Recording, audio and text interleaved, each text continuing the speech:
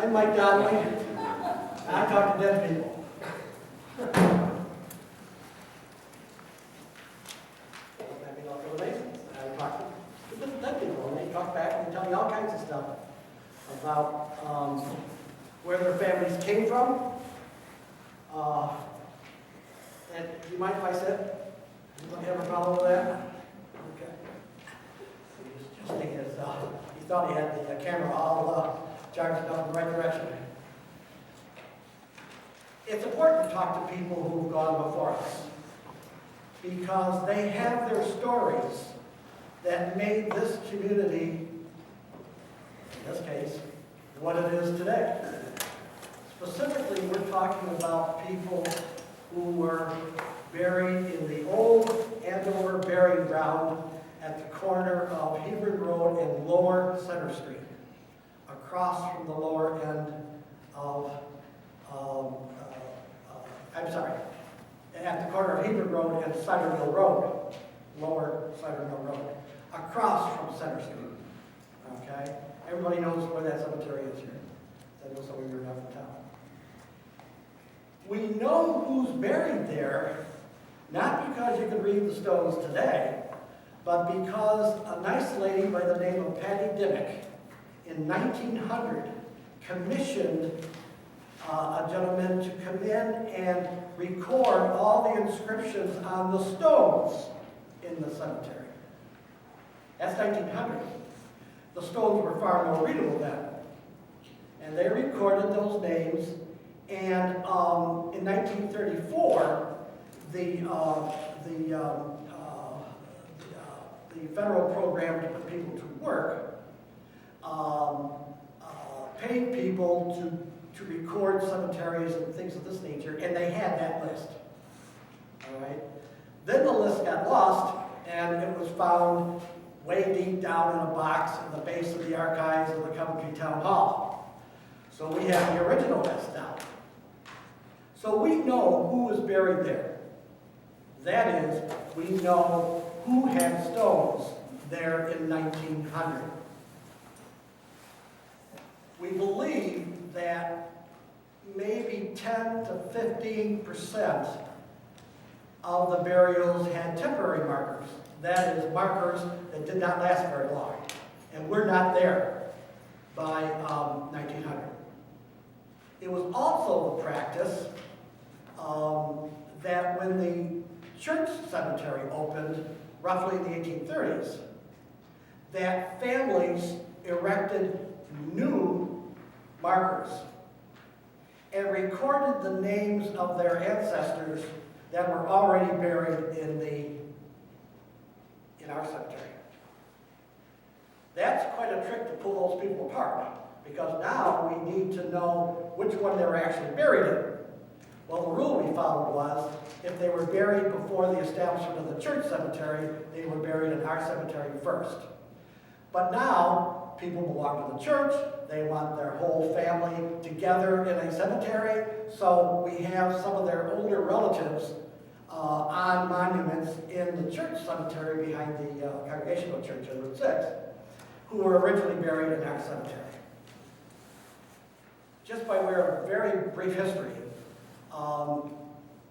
in 1748, the colonial court, kind of the ancestor of the colonial legislature, approved a group of people's petition to be a church society. They call it the Andover Ecclesiastical Society.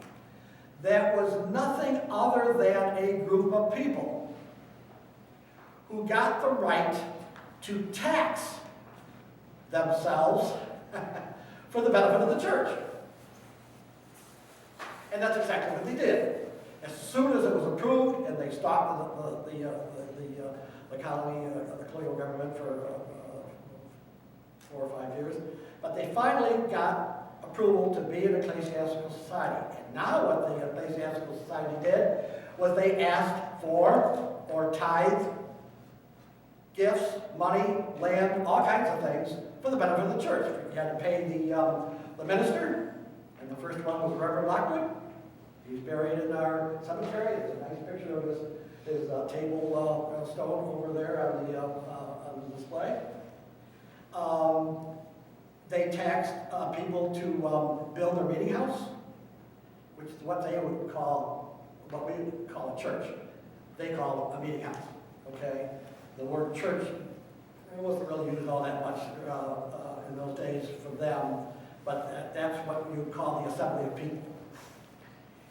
This society overlapped in those days 3 times, in those days, all right? Well, one of the original gifts was from Nathaniel House Jr. He gave a corner of his land to the Ecclesiastical Society as part of his tax, donation, tithe, whatever you want to call it.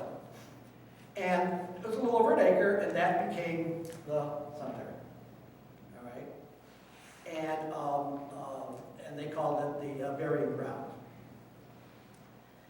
And the first burial, and that was, by the way, in 1748 or 49. A little hairy there. 1850 was the first burial. And that was Aaron Phelps. Aaron Phelps was a landowner across what is now Center Street. If you can picture Center Street as it enters, lower Center Street as it enters Hebron Road, that has that kitty corner house that faces into Hebron Road. Well, that house wasn't there then, but that was Nathaniel House's land. All right? And it went east and north from there. Across Center Street was Aaron Phelps' land, and then it went up the hill and back. He not only had a bunch of land, he had a lumber mill there, and it made him rather wealthy. All right? Up back where the ponds are, there was a kind of a flow of water that isn't there today, but that powered his lumber mill. And Center Street was property dividing line. It was also the route from Hartford to Norwich, okay, as well. All right? So that place is our cemetery. Now, who got into this area? Well, most of the people came in, their families came in through the Bay Colonies. All right? And, but the Bay Colonies were very intolerant, awful places to live. There were brutal killings and hangings and religious intolerance. It was a terrible place. So people migrated out of that area, either up into the Boston area, although there was a lot of fighting going on with indigenous peoples up there. People came down to Rhode Island following to form a colony of true religious freedom. That is separation of church and state. That's what produced religious freedom. Okay? So now, people come to this area either from Rhode Island Colony or the Bay Colonies. And they come into this area mostly because of land from that basically New London and Windham counties. Tolland was still part of Hartford County. Charles II felt he could give away all this land, and it was his to give. And there really wasn't any fighting going on in this area. There was no Indian tribes living here and this type of thing. People were selling land. They had no right to sell land in this area. People were buying land. People were just settling. That's how it happened. First settling in this area was about, 1712, 15, in that area. Okay? You actually have landowners setting up shop here. Okay? First burial, like I said, was Aaron Phelps in 1750. Now we're going to jump ahead a little bit. I just want to give you some background, because today I want to talk about Daniel Burnett, Esquire. And I'm going to go through the first page, where you have writing on the front and the back. The only thing I ask that reproduce this first page. It is copyrighted. It is part of a bigger work that is coming someday. Daniel Burnap, Esquire. Esquire, by the way, is a term they gave to people they respected. And I'll get to that later. Daniel Burnap, Esquire was born November the 1st, 1759. Is that September 1759 mean anything to you? Well, there was a very famous naval battle that same month between Britain and France. And that battle, France lost, pretty much established the Royal Navy as the foremost naval power in the North Atlantic. And that happened the same month, okay? There wasn't rational excitement over that, but I thought it was kind of interesting. All right, by the way, as we go through this, don't feel that just because I'm talking fast that you can't ask questions. If you have a question and you don't get it answered, that's your fault. You can raise your hand and just ask a question as we go through. We do not have to finish the whole thing, but at 3 o'clock we will be finished. All right. He was born in Coventry. By the way, the 3 towns in those days, Coventry went down to pretty much where Hebron Road is now, and then back over to Route 6. The towns, Coventry, Hebron, and Lebanon, when Lebanon was still a town over to this area, met right in front of the cemetery. All right? So when we're talking about somebody being born in Coventry, he could have been born actually somewhere around Hebron Road, and in this case, that's exactly the case. All right, so he's born in Coventry, Andover Ecclesiastical Society, Connecticut. His father was train band captain Abraham Burnap, Esquire. Train band, they were groups of people organized to defend their area, their village, their settlement. They had officers, but they were appointed by the state government, or the colonial government in these days. All right? You couldn't just make yourself into a band. The colonial government was very, very anxious not to have rogue mercenaries running around Coventry. So you had to be licensed, and if you were an officer appointed as such by the colonial court. And this is what turns Daniel Burnap. He has 2 backgrounds that are very important and shape his life. Apparently, his father was a musician. Okay? I don't know what instrument he played, but when Daniel Burnap apprentices as a clockmaker, he has a musical background. This becomes very important later on in his life. He apprentices to Thomas Hartland. He is an English clockmaker. Also very important because when Daniel Burnap starts making clocks, they are basically English clocks in the English style. We'll get back to that a little bit. So he apprentices at roughly age 14, as was pretty common, to Thomas Hartland, a very talented English-born clockmaker in Norwich, Connecticut. All right? And he learned to make gold beads, silver spoons, buckles, repair watches and jewelry, just as the Revolutionary War was warming up. Daniel was to be known as an expert clockmaker and engraver of clock dials. His dials are all over the world. And his clocks are recognized as to be as fine as any made in New England at the time. He married his first wife, Deliverance Kingsbury, in 1778 in Coventry, while perhaps working as a journeyman. He had progressed to that stage. Journeyman silversmith, watch, and clockmaker, probably in this area, Coventry. And in any case, by 1780, he, with his first wife, Deliverance, had moved his business, perhaps helped through an investment from the Kingsbury family, setting up his shop in East Windsor. He did not make clocks in this area. He's born here, he's buried here. He did not make clocks in this area.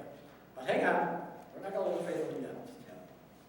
Anyway, he sets up his shop on a rise of the Hartford-Springfield Road in East Windsor. Now, if you find a page, it might even be the next page in your folder. Okay. The top picture is his house in East Windsor, which is a good picture of the style of housing, because it was built not too long before he got there by a family by the name of Bailey. That's his house. Still there. You can go up the old Main Street in East Windsor, and that house is there. Where was his shop? We're not positive. However, just a very short walk down the road is a shop that was owned by Bailey. And that's it, on the bottom of that sheet. We think, because of his association with Bailey and the quick exit of Bailey out of the work of clockmaking, that he took over his shop. Today, that is still there. That's a modern picture right on Google Earth, and it is the post office in East Windsor. All right. Both those buildings were probably built around 1750, 1760. All right. If you want to know more about the architecture of these houses and that street, the backside has that. All right. And that's where he does his best work, up until about 1800. We'll go back to that a little bit. Now the next page. And you can sneak ahead if you want to, and you'll see a picture of one of his clocks. This particular one just happened to sell for a lot more money than any of us have. Okay? And there's a picture of a clockwork he made in about 1778. There's a couple of neat things about this. Remember I talked about his musical background? He was known for his 12-note bells. And there were at least a dozen melodies as well as his clocks made. And they would be different whether they were the quarter, the half, the three-quarters, or the hour. These are brass clocks. That's a combination of copper and zinc.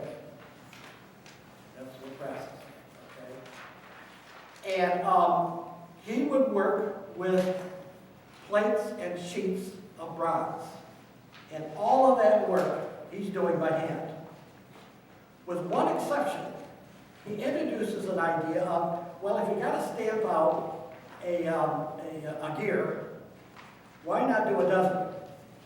That way, when people come back and want a part replaced, all right, or added to another one of his clocks, they're interchangeable. That's an innovation, as far as we know. All right. Now, do you see that little wheel down there? This is a Fusi clock. A Fusi clock is a clock that has a wire that works against the spring. The spring lets go, and the wire winds onto the wheel, powered by the pendulum. And then when the wheel winds up, it then releases and sends the wire back to the spring. And you see the wheel there. That is an English invention. He didn't invent it, but they're there. Are we all here? Oh, okay. Okay?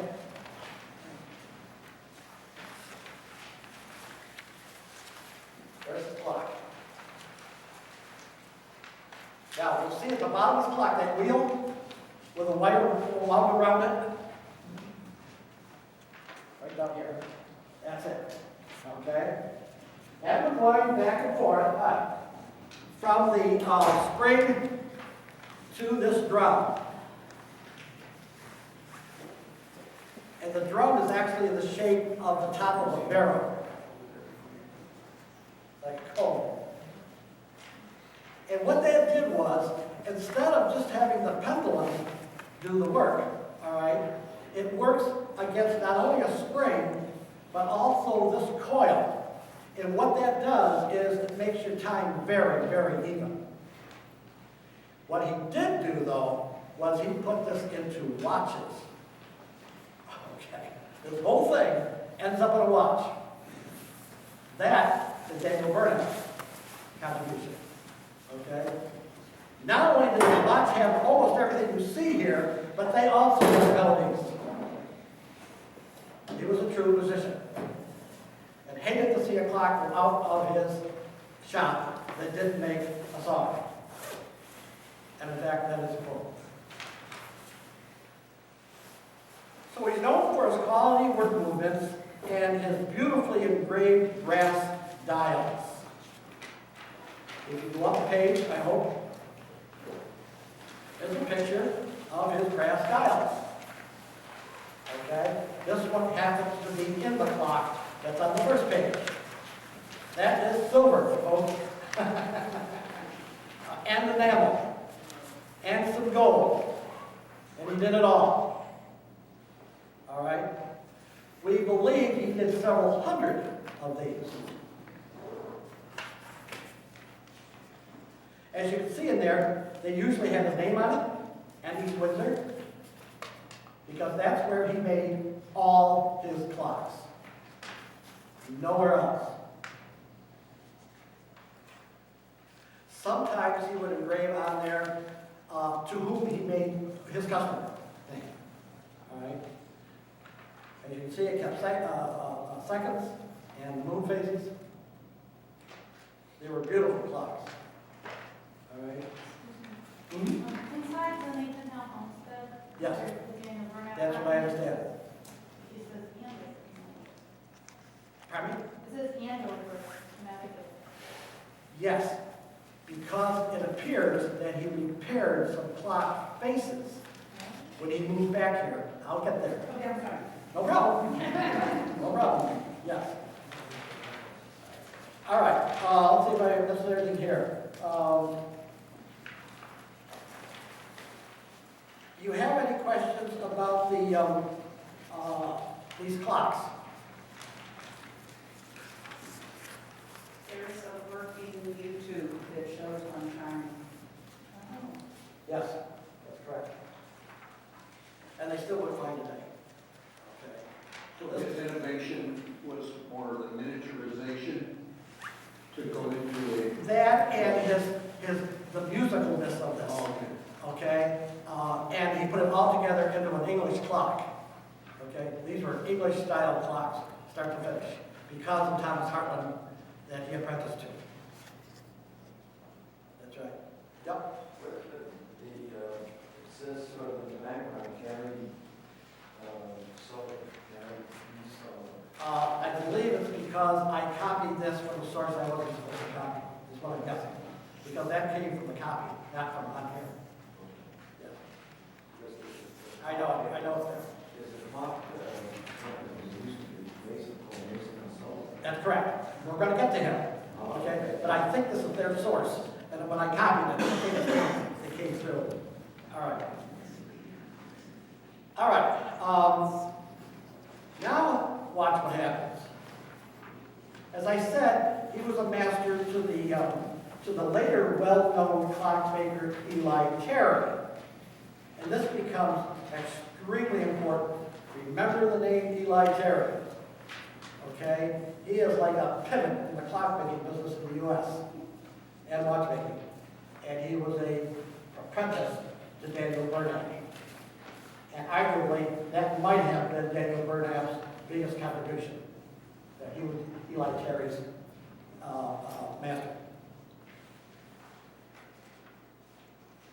He also had several apprentices. And they worked with Eli Terry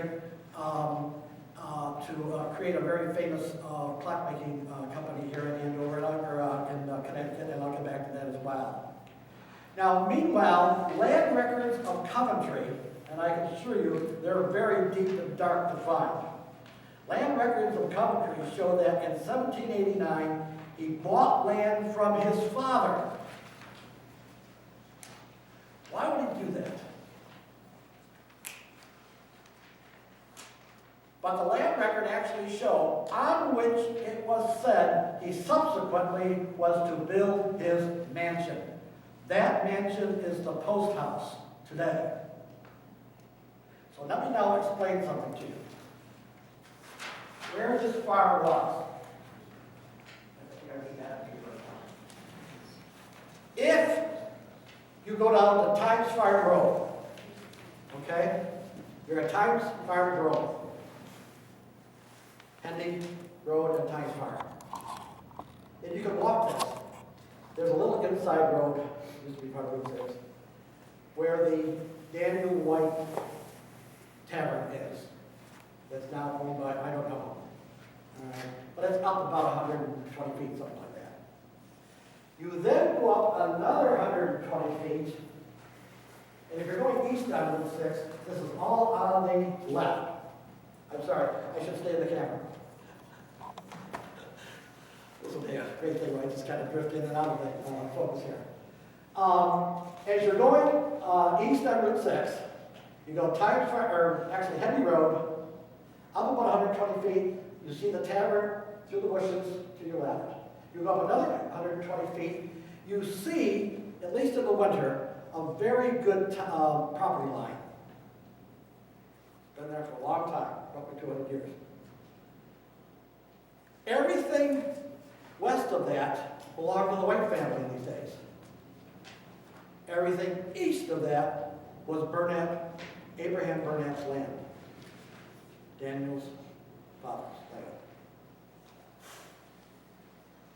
The land records clearly show that when, in the late, roughly 1798, Daniel comes back and buys that land from his father. We think, because of the way he bought it, that he was doing that so his father would have a decent lifestyle on his own.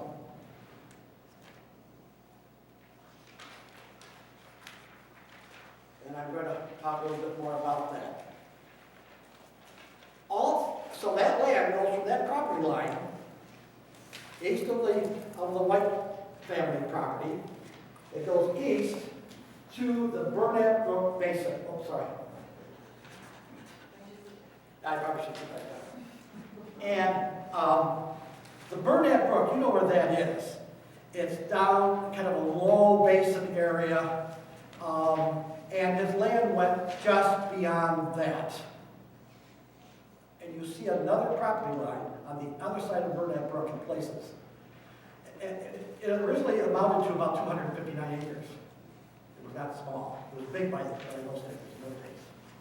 He had a mill on there, and he has it put in because there was taxation involved. And I'm on the top of page 2 of this, right up. In 1789, he contracts to put this mill on Burnett Brook into complete repair. You're all on the second page of that front page. That's on the front page. Top. So, what did he use to buy that land so that his father and mother would have, and family, would have some kind of an income,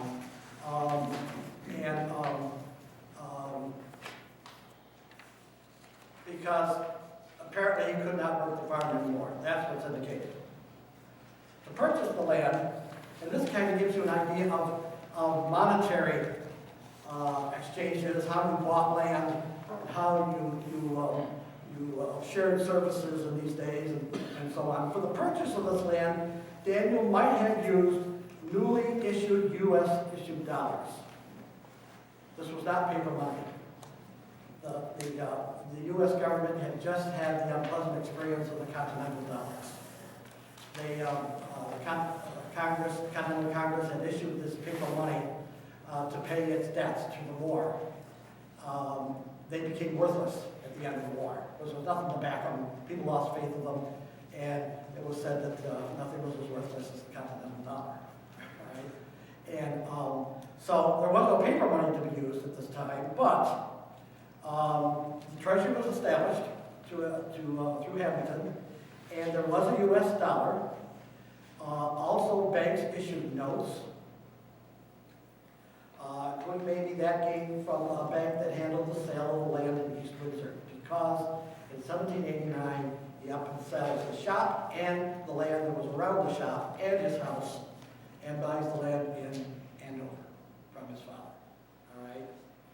He got something for that, because guess who he sells the shop and his house to? Take a wild guess. Eli Terry. All right? So, he also would have used private notes that might have represented his investments in the bank, investments held through the bank, as well as services, barter, and other private agreements and personal property. In about 1802, it is thought he actually built that respectable house, which is now 187 Route 6 in Andover, or the Post House. And I'll explain how that happens a little bit later. And, I don't know why this is on the record, for the 20 maple saplings which are set up in front of it, he paid $1. I love details. So that house, you know, is pretty old too. You know, that post house is, what, 218 years old. Anyway, he devotes himself now to farming, to lumbering, and the care of sheep and cattle. Why would he just give up his expertise in clockmaking? Well, it is also said that he would repair and embellish the silver on watches on occasion. He had a workshop on the second floor of his house. Okay? Where he apparently also, and this is very interesting, he repaired the mechanism of the Port Judith line. Okay, which is still partly there. I mean, the mechanism is still partly there. He was a town county justice of the peace for many years, because now there is a town county, and a respected citizen in the community as well. Now, his first wife, Deliverance, dies as an invalid in 1822. He's childless. So the whole experience in East Windsor, he lives in that small house with his wife, Deliverance, Kingsbury. But she's an invalid. Apparently, for a good deal of their married life, they do not have kids. She dies in 1822. He remarries in 1823, marrying Mary Kingsbury, Deliverance's niece. Okay? Of the same area. And then he has 3 children. Here. Okay? Starting in 1824. So he's up in his 50s by now. And has given up his shopmaking business, his clockmaking business. As his local renown and respect grew, he became known as Squire Burnett. We talked about that.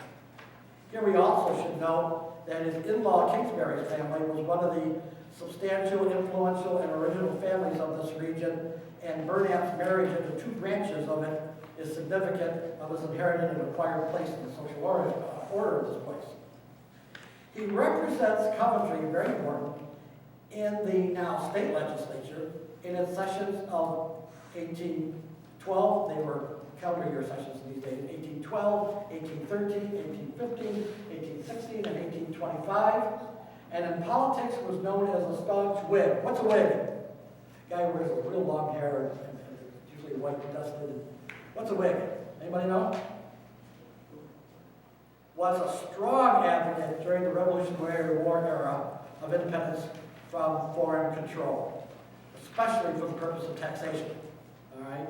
They had no problem with government. They weren't anarchists or anything of that nature. But they did not like a foreign government telling them, imposing taxes without any kind of representation. And England was telling the colonies at the time, well, we are virtually representing you. And that didn't go over very well. They weren't paying taxes to England anyway. And finally, it got to be a patriotic kind of thing that, we wanted to be locally governed, and they began to be called patriots during the war, okay? So he was a staunch Whig in a place that still had loyalists, a rather serious concentration of them. That's why this is important. The Windsors were full of loyalists. These are people who were sympathetic to the crown, even after the war. Okay?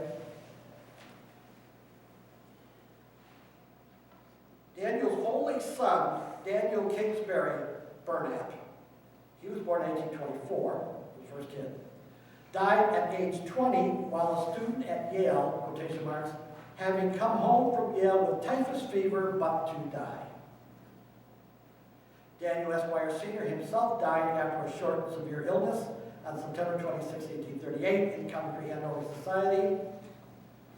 By the way, that date is famous because that month and year, Frederick Dulles escaped from slavery, disguised as a sailor. Okay? And William Clark of the Lewis and Clark expedition, he died the same month and same year, 1868. Okay, I'm a little on the obsessive side. All right. He left an estate valued at more than $27,000. All right, that's about $300,000 today. And depending on how you value, there's this big thing. If you consider present land values and so on, which are not an accurate way of figuring the future value of present money, he was well over a millionaire when he died. His son only survived his father by 6 years, and Daniel Sr., Daniel Jr., along with his first wife, Deliverance, are buried in the old Hanover burying ground.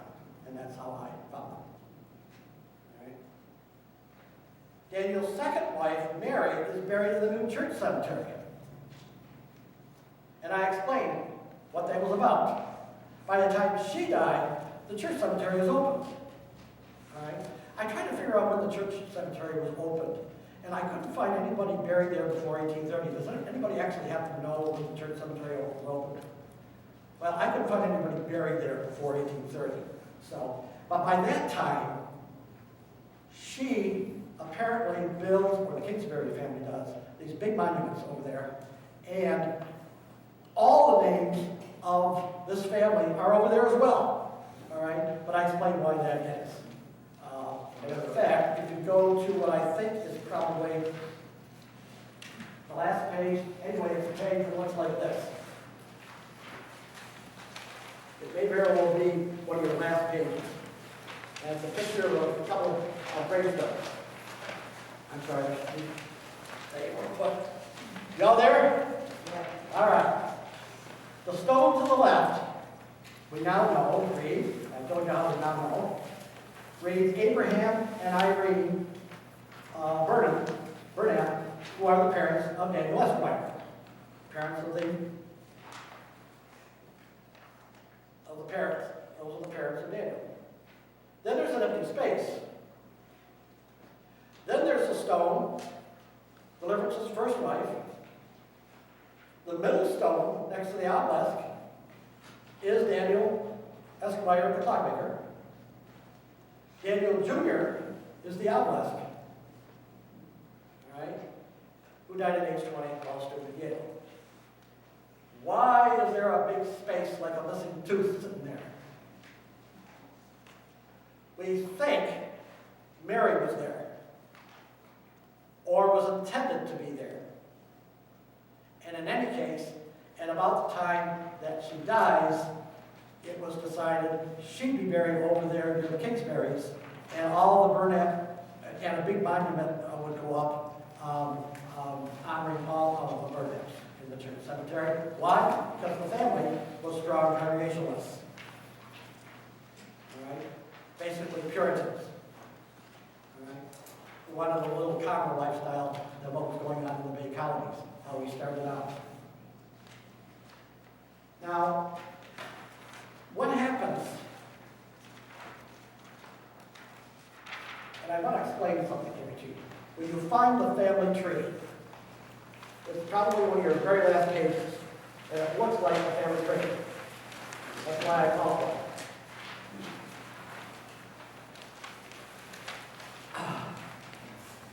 I might note that this program is being sponsored by both the Historical Society and the Old Andover Burying Ground Committee, because this is a single history of a single time.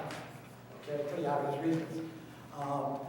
Scott Yeomans is president of the Historical Society, and he's trying to keep the camera from bobbing up and down as I bob up and down. I can't wait to see what this looks like. All right, that family tree,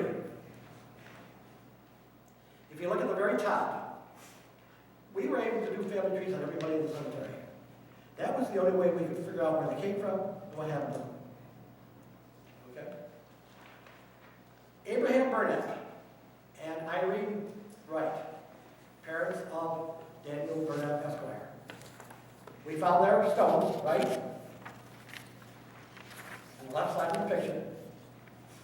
They're the parents of Daniel. So as you follow the line down from their marriage, you'll see that Abraham and Irene, the parents, have two kids, John and Daniel, that lived to adults.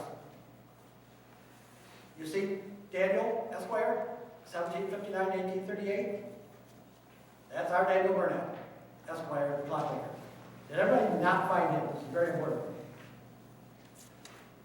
All right.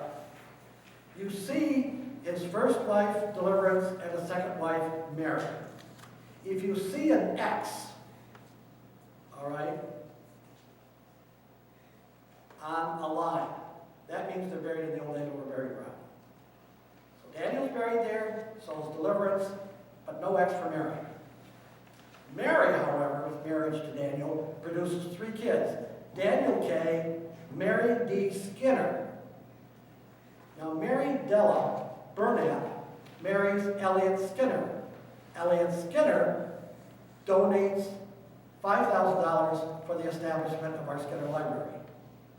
That's Mary D. Skinner's husband, Elliot Skinner. You with me? All right. Now look at the other end of the family, because I want to explain something. John Burnett, Daniel's brother. You see him? Born in 1768. He has a son, Milton, who marries Martha Hayes. Martha Hayes is buried in the Old Andover burial ground. They have a son, Daniel Burnett, who also marries Martha. You see him? Daniel Burnett, 1819 to 1890. All right. They have a daughter, Adelaide Burnett. Do you see that? Do you see who she marries? Edward Kellogg Post, Bissell Post's son. That's how the Burnett family becomes the Post farm. I'm sorry, the Burnett family farm becomes the Post family farm, and how the Burnett mansion becomes the post house. That's why family trees are important, because what we have today is shaped by these little gadgets. Now, on the other side of this, and I'm practically done. By the way, there's a write-up you'll see in the back of the graves explain why there's empty spaces in cemeteries. Okay? We have a sister cemetery in Plymouth that is almost a split image of ours. And they have the same kind of thing, these mysterious spaces all through the cemetery. Well, I told you, those were primarily temporary graves that have gone away. And if they were gone away before 1900, we don't know who they are, except if we could trip over them in a family tree. We found a few, including two slaves that are buried in our cemetery. We now know who they belong to. And we found them through the family trees. Okay? All right. Mary, the last page of this thing. You see what looks like a will. Handwritten thing. Okay, I printed it because it's readable. Mary is Daniel Burnett Esquire's wife. Second wife, has the kids. You can see here where she leaves everything, and what happens. If you look at the family tree, okay, they have 3 kids, all right, but one of them's dead. So there's a son and daughter still. I'm sorry, 2 daughters, Charlotte and Mary. And she leaves everything to Charlotte, Mary, and Elliot Skinner. And you can read it and see what a will of about 18, when did she die? She died in 1873. What a will would look like then, all right? All right? Then you'll notice you don't see cash. We're not on the cash basis yet, even as late as this. One little extra story about cash, and I talked about the Ecclesiastical Society being established so that they could tax those people in the area for their benefit, for the benefit of the church. We're on time. The Annual Ecclesiastical Society, as I said, immediately called for tithes from the founders to build the meeting house. The meeting house, by the way, was built behind Aaron Phelps' house. You have the house, you have the pond, and you have where the meeting house was. Way up Hebrew Road. He donates the use of his land for the meeting house, okay? And 2 rights of way to it. Other people, like I said, Nathaniel House donates to the cemetery. Other people donate services, especially, to build the meeting house and so on. It's interesting, however, that not everybody in this area encompassed by the Ecclesiastical Society were Congregationalists. So how about the folks who didn't go to that church and in fact went perhaps to another church? Well, they were taxed too.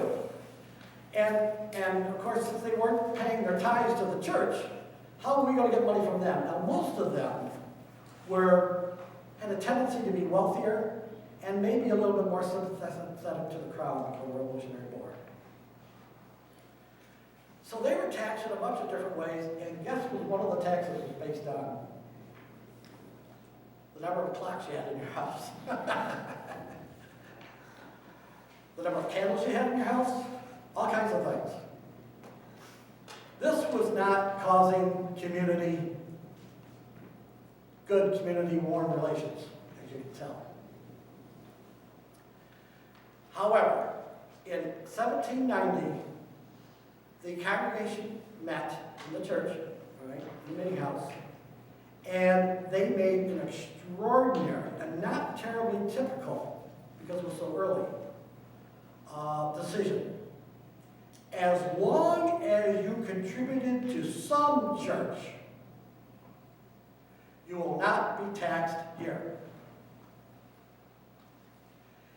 Most of the people who did not belong to the church were Episcopalians, Anglicans. All right? And they went to St. Peter's Church, the same one that's there today. As long as they were contributing there, they did not have to pay local taxes. I'm done.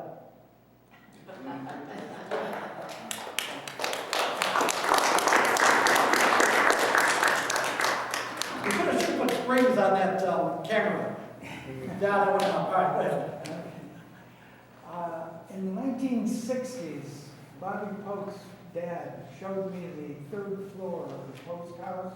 Any side of that being a workshop? A workbench and tools, and I was wondering if Bobby remembers seeing that yourself. Yeah. Is the stuff still there? No, I don't think. There are people around who are lusting after that stuff, and they wonder where it went. His stove was there. Yep. Last I knew, the bench, the workbench. Very few tools, I think, were there, last I remember, if there was any.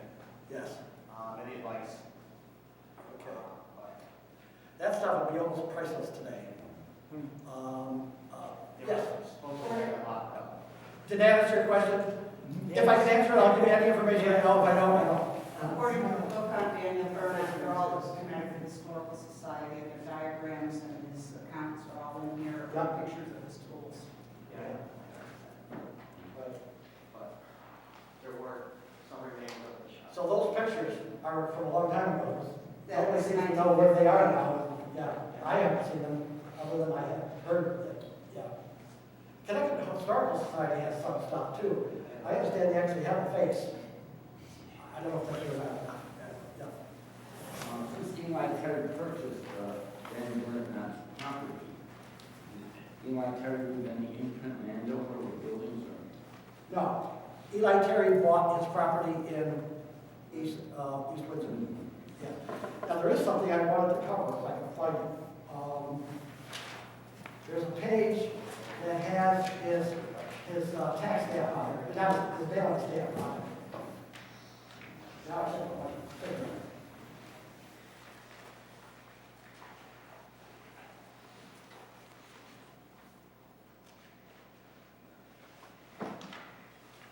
That's in here somewhere. Yes.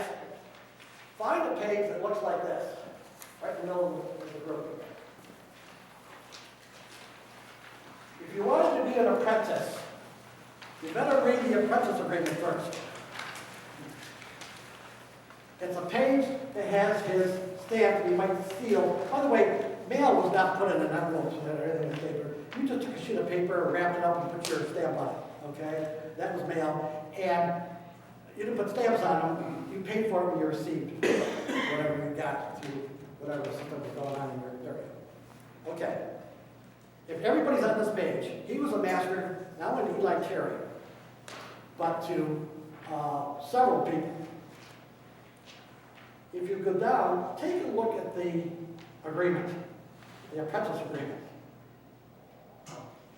This indenture made between Ezekiel Lewis, one of his apprentices, and East Windsor, County of Hartford, guardian to Daniel Porter, a minor of one part, and Daniel Burnett of Town and Hartford, guardian to Daniel Porter, a minor of the one part, and Daniel Burnett of the Town. Okay. So he's making the agreement with Ezekiel Loomis, who was the guardian of Daniel Porter, who was to be his apprentice. You got that? That Daniel Porter was to be an apprentice to Daniel Burnett from the date hereof until he, Daniel Porter, shall arrive to the age of 21 years of age. He being 17 years old on the 20th of July last. All which term of time the apprentice, his master faithfully shall serve, his secrets keep, got this? His lawful commands gladly obey. Oh, we're not done yet. He shall do no damage to his master, nor see to it to be done of others without giving notice thereof to the master. It kind of sounds like he could hurt other people, but he had to get Burnett's permission first. He shall not waste his master's goods or lend them unlawfully to any. He shall not mess around or contract matrimony within the aforesaid term, at cards, dice, or any unlawful game he shall not play. The Congregationalists were still in charge.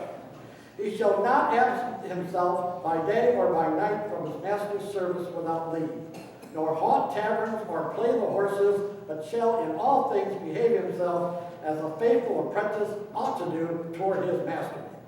And Ezekiel Loomis shall find and furnish the apprentice all the wearing apparel he shall want during his apprentice. And Daniel Burnett does hereby covenant and promise to teach or cause the apprentice to be taught and instructed in the art, trade, and calling of clockmaking, silversmithing, watch repairing, so far as his business will admit, and will provide meat, drink, washing, lodging, mending of clothes suitable for his apprenticeship.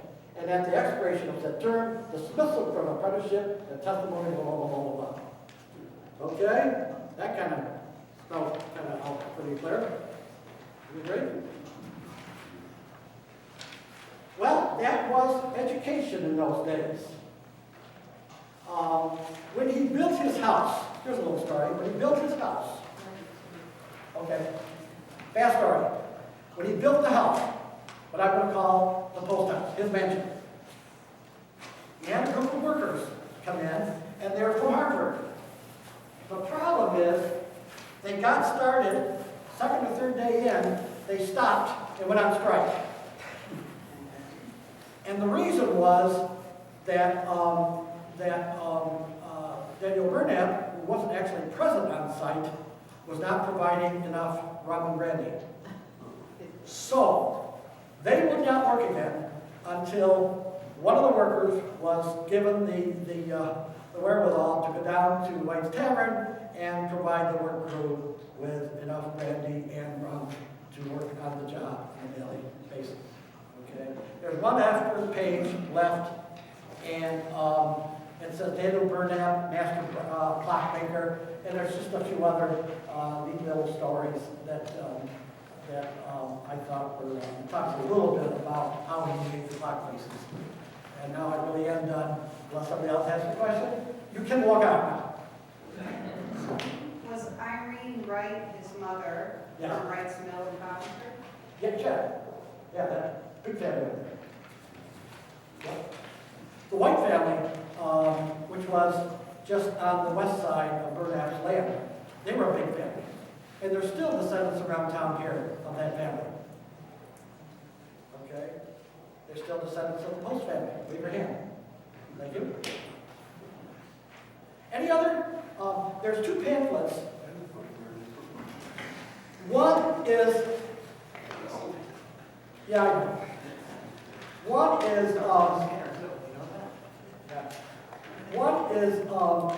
list is a pamphlet that talks about the history of the cemetery.